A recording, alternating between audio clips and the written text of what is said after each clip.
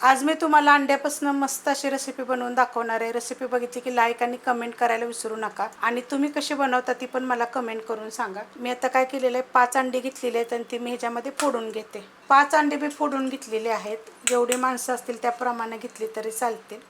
ह्याच्यामध्ये तर मी थोडंसं मीठ टाकणार आहे, थोडंसंच टाकायचं मीठ, थोडासा टाकायचा गरम मसाला, कोथिंबीर थोडीशी टाकायची, हळद आणि हे सगळं चांगलं मिक्स करून घ्यायचं।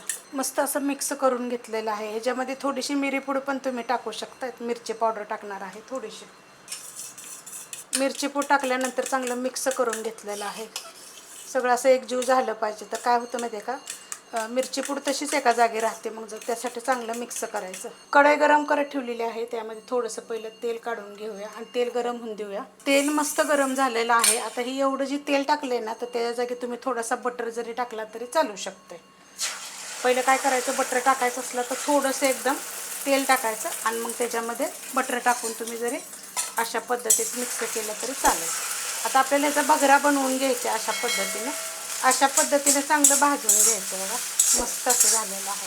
आता हे मी काढून घेणार आहे। काढून घेतलेलं आहे, त्यामध्ये आता आपण थोडंसं तेल घालून घेऊया आणि तेल गरम होऊन देऊया। तेल गरम झालेलं आहे। एक मिडियम आकाराचा कांदा, असं जेव्हा आपण करतो ना अंड्याचं, त्याला एकदम बारीक कांदा चिरायचा।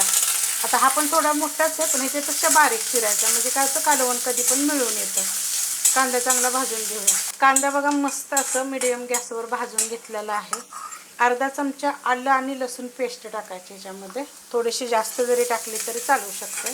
मोठा चमचा असल्यामुळे मी अर्धा चमचा टाकलेला आहे। त्याचा कच्चापणा जास्त थोडंसं परतून घ्यायचं, चांगलं परतून घेतलेलं आहे। एक मिडियम आकाराचं टोमॅटो, ते पण आपल्याला 1 मिनिटभर परतून घ्यायचं। मस्त असं बघा परतून घेतलेलं आहे। गॅस करणार आहे एकदम बारीक। त्यामुळे साहित्य काढून घेऊया। छोटा अर्धा चमचा जिरे धने पावडर, छोटा 1 चमचा गरम मसाला पावडर, मिक्स करत राहायचं। बारीक गॅस करायचा कधी पण मसाले टाकताना। चवीप्रमाणे टाकायचं मीठ। ह्याच्यामध्ये टाकणार आहे कांदा लसूण मसाला 1 चमचा, मिरची पावडर जरी वापरली तरी चालेल आणि जो तुम्ही खाताय तो मसाला वापरला तरी चालेल। चांगलं परतून घ्यायचं।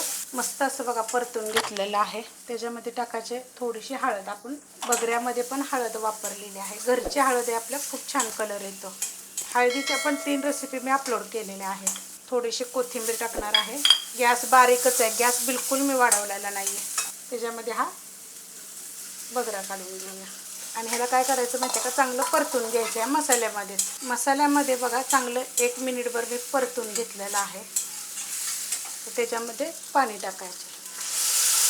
तर मी कोमट पाणी घेतलं होतं, साधं पाणी घेतलं तरी पण चालेल। पहिलं मिक्स करून घेते। 1 ग्लास पाणी टाकलं होतं, चांगलं मिक्स करून घेतलेलं आहे। गॅस आहे बारीक, एवढं पातळ आहे बघा। अजून शिजायचे तर तुम्हाला थोडंसं पाणी अजून पाहिजे असलं तर तुम्ही वापरू शकता। थोडीशी कोथिंबीर टाकणार आहे आणि एक 5 ते 7 मिनिट मिडियम गॅसवर किंवा बारीक गॅसवर शिजवून घ्यायचं। बारीक गॅसवर बघा चांगलं मी शिजवून घेतलेलं आहे। अशा पद्धतीत झालेलं आहे। एक असं घट्ट होतं। जर थोडंसं अजून पाणी पाहिजे असलं तर भाकरीवर वगैरे खायला झटपट असं तरी पण थोडंसं करू शकता तुम्ही। एकदा अशा पद्धतीत तुम्ही करून बघा आणि तुम्ही कसं करताय ते पण मला कमेंट करून सांगा। अंड्याच्या तर वेगवेगळ्या पद्धतीने खूप रेसिपी मी अपलोड केलेल्या आहेत। ही रेसिपी कशी वाटली कमेंट करून सांगा। रेसिपी आवडली तर लाईक करा, सबस्क्राईब करा, कमेंट करा आणि शेअर बी करा।